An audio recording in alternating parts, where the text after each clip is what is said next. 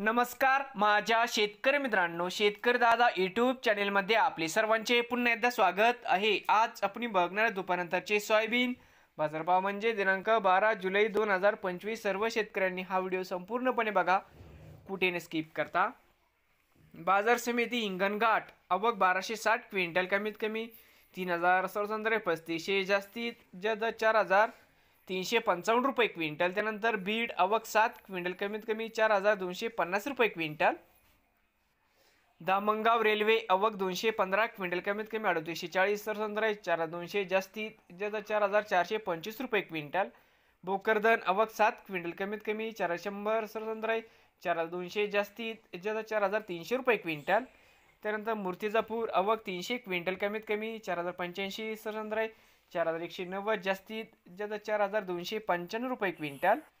बाजार समिती अकोला आवक 926 क्विंटल, कमीत कमी 4000, सरसंद्राई 4275, जास्तीत जास्त 4405 रुपये क्विंटल।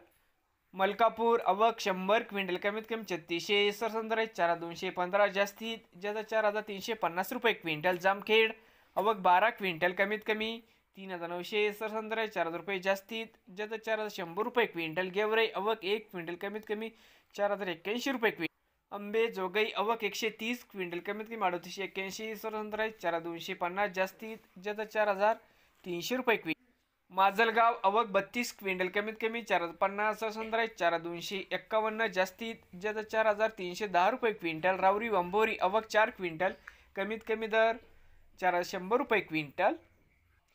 बाजार समिती जालना आवक 692 क्विंटल, कमीत कमी 3500, सरसंद्राई 4200, जास्तीत जास्त 4250 रुपये क्विंटल। नवीन एलसा शेतकरी दादा यूट्यूब चॅनेलला सबस्क्राईब करा, रोज सोयाबीनचे व्हिडिओ बघण्यासाठी।